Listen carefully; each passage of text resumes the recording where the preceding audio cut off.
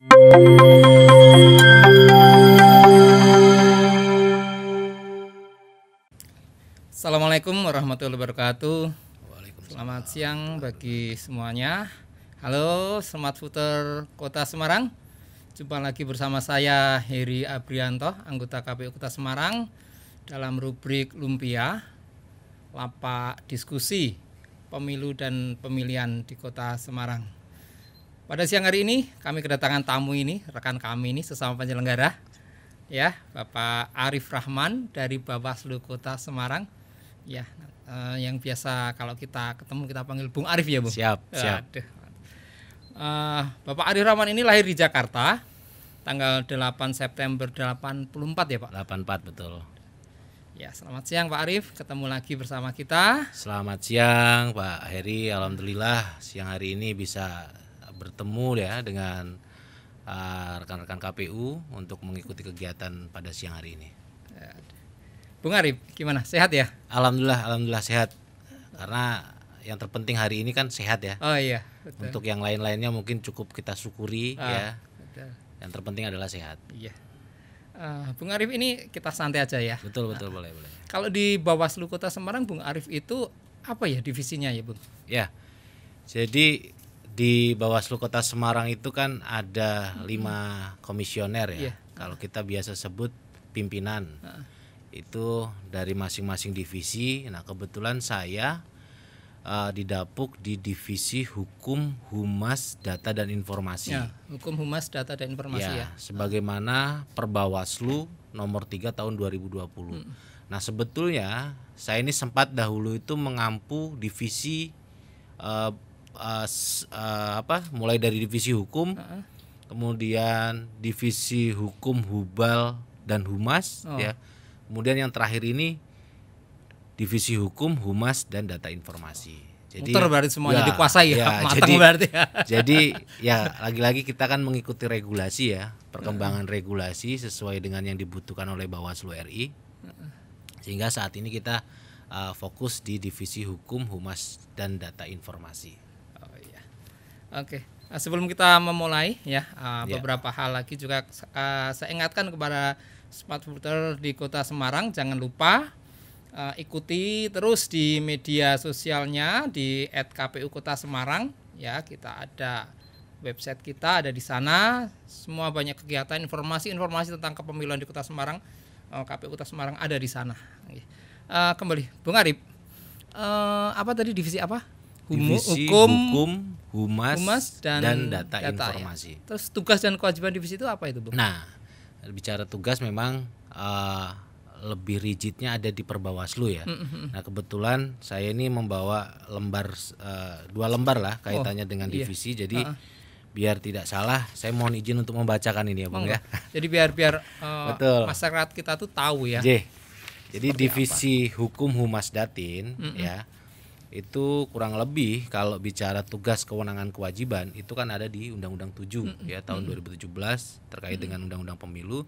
Tetapi di dalam Perbawaslu itu ada pengelompokan terkait dengan kedivisian. Nah, ini kalau divisi hukum, humas, datin ya meliputi penyiapan, analisis dan kajian hukum. Kemudian pendokumentasian dan sosialisasi produk hukum. Selanjutnya ada koordinasi internal dan koordinasi dengan Bawaslu melalui Bawaslu provinsi dan sebagainya. Termasuk ada hubungan masyarakat. Di sini bicara tentang kehumasan. Kehumasan ya. Kemudian ada juga ini kaitannya dengan pengelolaan dan pelayanan informasi publik ya.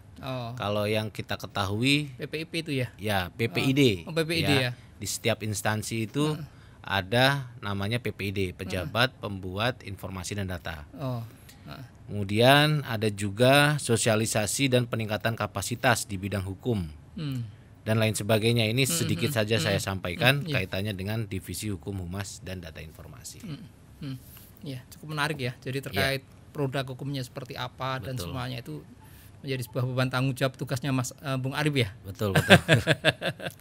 Oke, ini Bung Arif.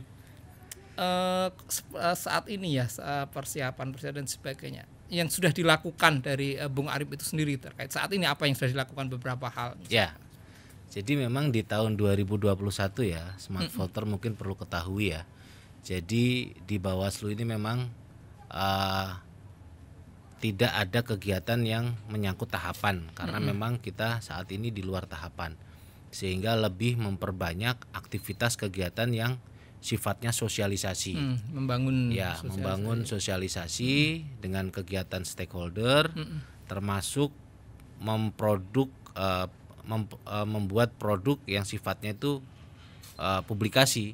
Salah satunya di kita ini ada namanya buletin. Nah ini kebetulan saya juga membawa buletin. Ini buletin edisi kelima yang sudah kita terbitkan. Jadi dari tahun 2018 kita sudah menghasilkan buletin ini 5 edisi.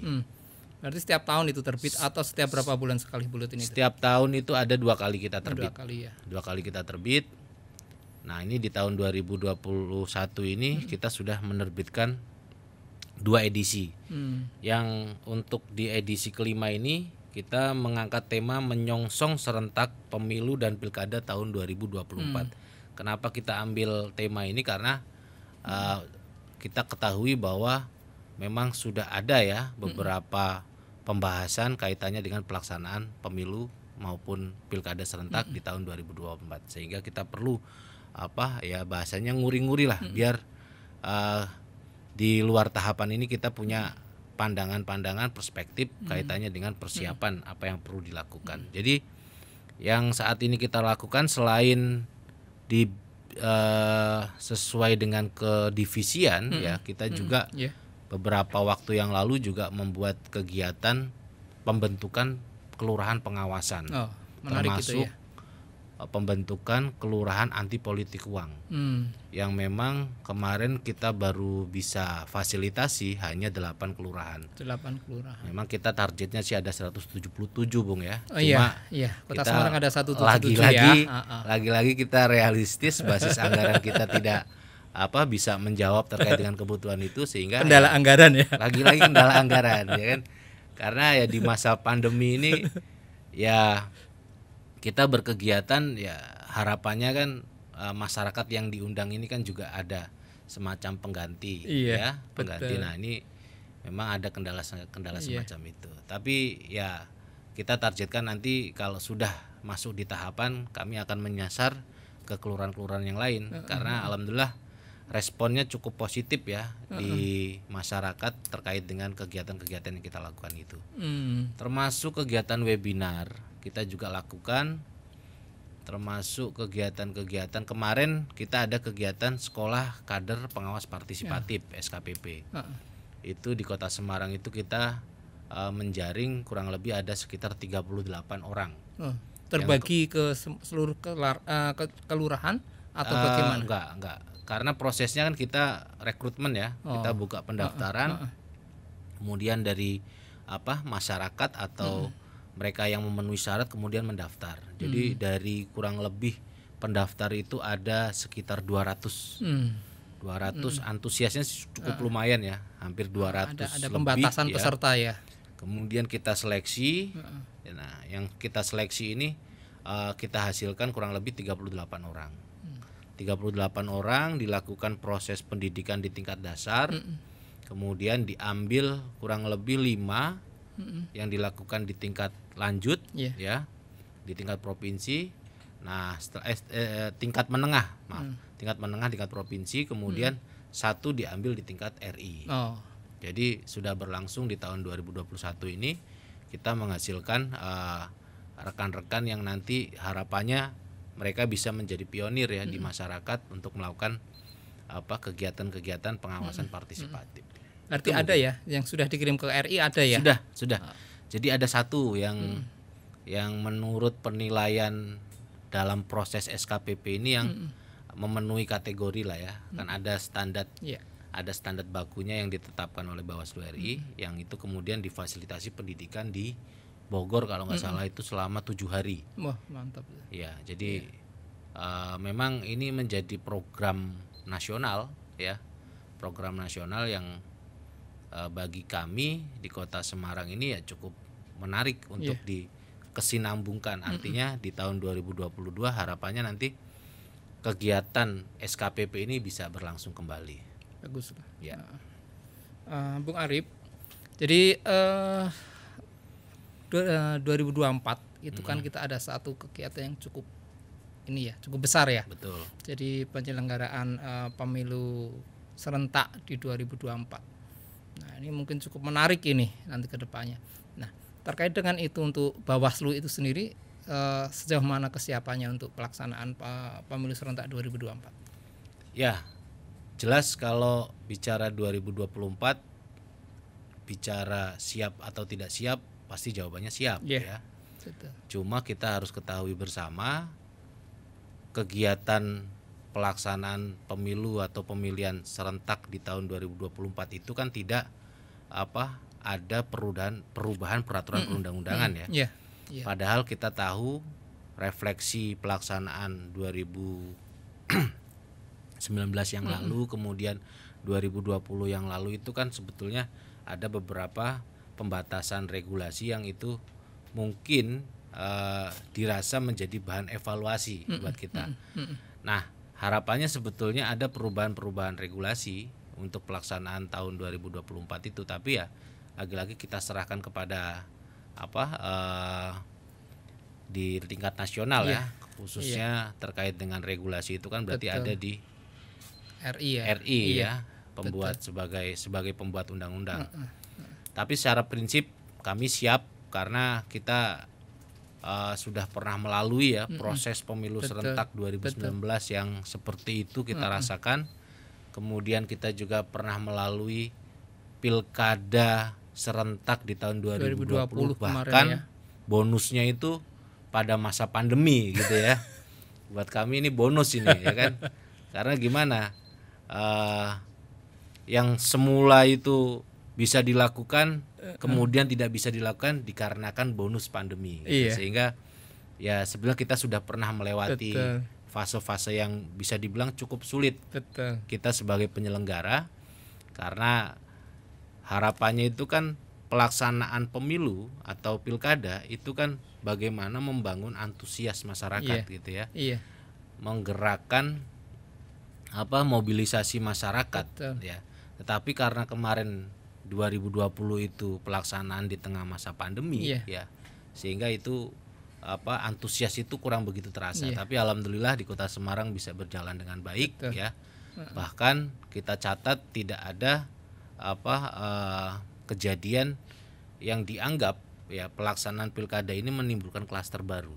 Nah, ini satu capaian yang cukup menarik karena memang kita tahu pelaksanaan di hari H ya sudah sesuai dengan prosedur-prosedur yang berlaku.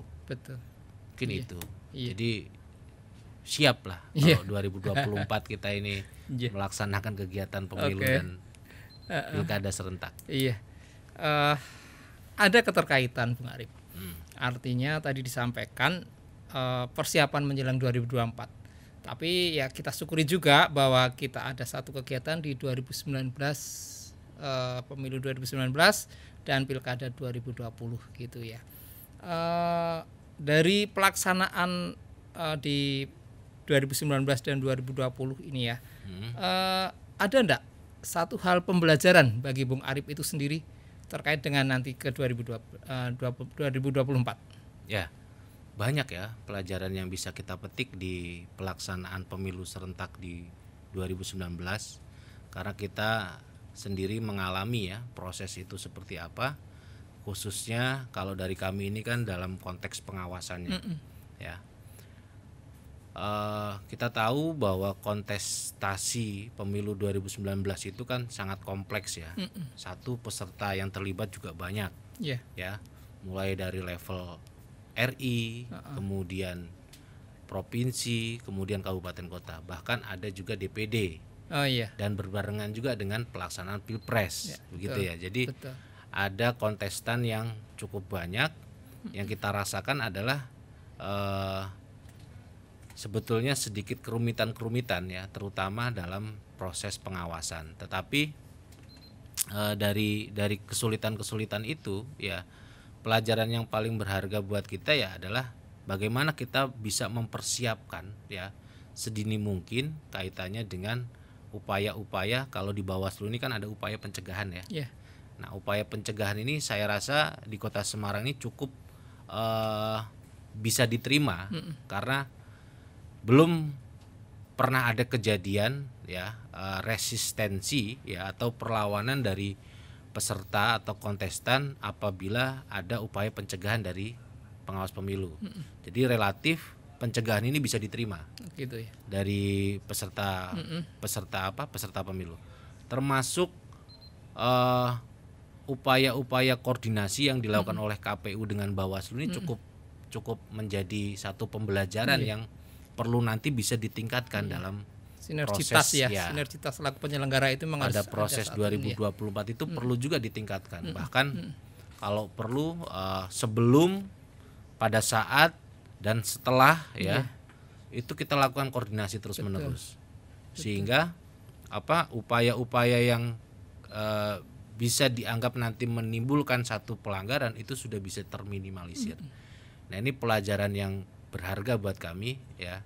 Pelaksanaan pemilu pilkada serentak ini bisa berhasil ya tidak lain karena ada proses koordinasi sinergitas dari kedua lembaga ya, termasuk ada stakeholder lain yang cukup mendukung ya terkait dengan kinerja Bawaslu maupun KPU. Iya, cukup menarik itu tadi kita bicara masalah koordinasi, baik dengan sesama penyelenggara, stakeholder dan sebagainya. Selama ini artinya koordinasi yang sudah terbentuk itu dengan stakeholder itu dengan siapa saja gitu Mas Arif? Ya, kalau Bawaslu itu kan ada tugas penanganan pelanggaran ya.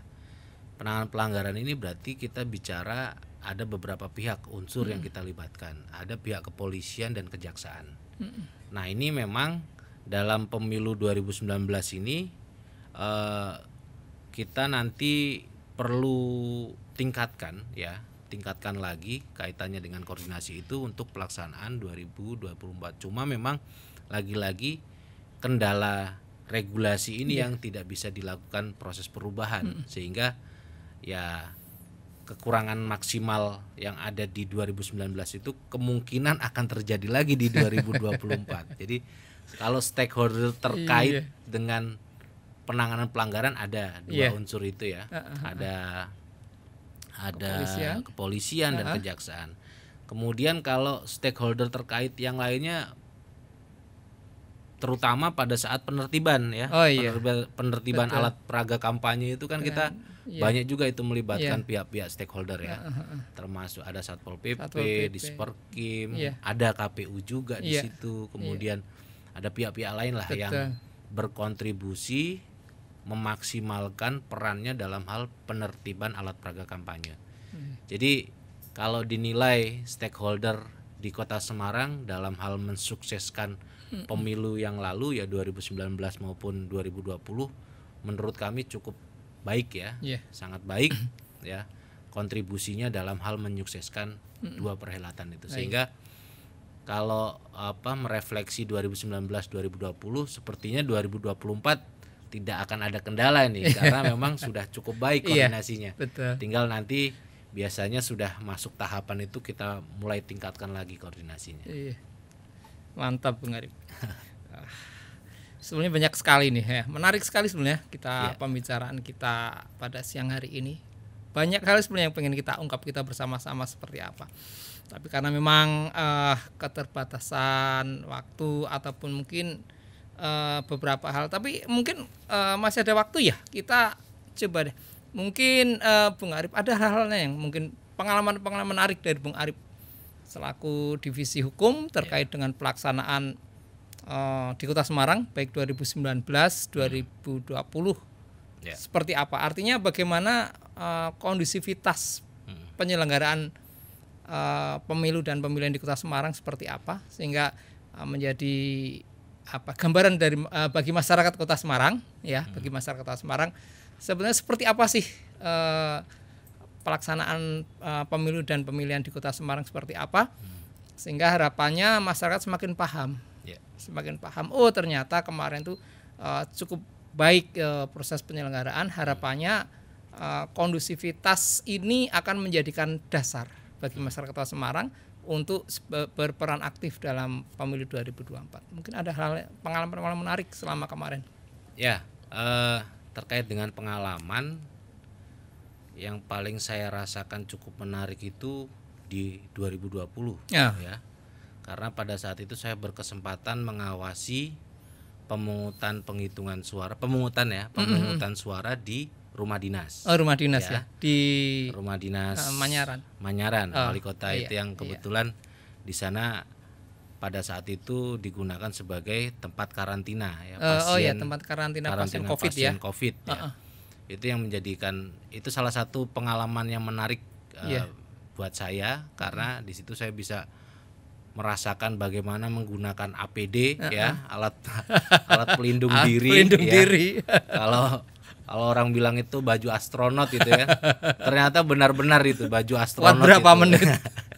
Saya kebetulan waktu itu cukup 30 menit. Karena mungkin sudah gak kuat, gak tahan ya.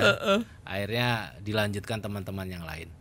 Itu salah satu pengalaman. Kemudian kalau bicara harapan dari Bawaslu, harapannya itu sebetulnya ada partisipasi dari masyarakat ya. Tidak hanya dalam hal menggunakan hak suaranya aja, menggunakan hak pilihnya aja. Tapi partisipasi untuk memberikan informasi ya terkait dengan potensi atau dugaan-dugaan pelanggaran. Karena ini yang kita rasakan dari pemilu 2019 maupun 2020 itu sangat minim partisipasi masyarakat itu ya, sehingga banyak klasifikasi penanganan pelanggaran ini sifatnya lebih kepada temuan bukan laporan. Jadi temuan ini berarti kan hasil kinerja jajaran kami ya, tapi kalau laporan ini kan sumbernya dari partisipasi masyarakat. Nah ini harapannya nanti di tahun 2024 itu semakin meningkatlah partisipasi masyarakat, tidak hanya dalam hal menggunakan hak pilih. Kemudian kalau bicara kondusivitas, bisa dibilang sangat kondusif ya Kota Semarang ya, karena tidak refleksi pemilu 2019 maupun 2020 kemarin tidak ada gejolak-gejolak yang cukup signifikan ya terkait dengan pelaksanaan, bahkan permasalahan-permasalahan yang terjadi itu bisa diselesaikan secara baik, terutama bagi kami sebagai penyelenggara pemilu. Mungkin itu sih harapannya. Jadi ya setidaknya partisipasi ini bisa meningkat lah, bahkan tidak hanya bagi Bawaslu tapi juga pada KPU partisipasinya. Menarik juga itu. Sebenarnya tadi pengen tanya itu terkait dengan temuan dan pelaporan tapi karena mungkin kita waktu yang tidak bisa kita ini ya. Next mungkin bisa diagendakan lagi. Siap, kita agendakan lebih panjang episode lagi. Berikutnya gitu. Terakhir Bung Arip. Siap. Closing statement dari Bung Arip ini terkait dengan ini bagaimana? Ya, jadi seperti yang sudah saya sampaikan tadi ya, banyak harapan ya bisa tercapai di tahun 2024 nanti. Ya lagi-lagi kami harapkan ada peningkatan partisipasi dari masyarakat. Kemudian dalam proses nanti ya ada seleksi ya, itu juga kami harapkan nanti masyarakat juga antusias untuk mengikuti proses seleksi, karena ada jajaran kami itu tingkat kecamatan, kelurahan, bahkan pengawas TPS. Tidak hanya kami, KPU juga ada PPK, ada PPS, ada KPPS, bahkan ada batasan 2 periode ya. 2 periode dan usia sepertinya itu ya. Belum ada nanti batasan soal kesehatan gitu ya, dan sebagainya. Jadi harapannya itulah sehingga pemilu 2024 nanti bisa berjalan dengan sukses, lancar, tanpa ada hambatan-hambatan yang signifikan. Terakhir mungkin pantun ya. Ya. Cuci tangan sampai bersih. Cukup sekian dan terima kasih. Oke, terima kasih Bung Arip. Baik, Smart Future Kota Semarang, demikian tadi kita acara kita rubrik Lumpia ya, lapak diskusi pemilu dan pemilihan Kota Semarang. Jangan lupa ya follow di akun KPU Kota Semarang. Banyak sekali informasi-informasi dan juga nanti mungkin ada hal yang menarik ya, bisa diikuti di sana. Demikian acara kita pada siang hari ini. Terima kasih Bung Arif atas kehadirannya di KPU Kota Semarang. Nanti insya Allah lain waktu kita bisa sambung lagi dengan beberapa konten lain. Terima kasih. Selamat siang kepada para Smart Footer. Kami tutup. Assalamualaikum warahmatullahi wabarakatuh. Waalaikumsalam warahmatullahi wabarakatuh.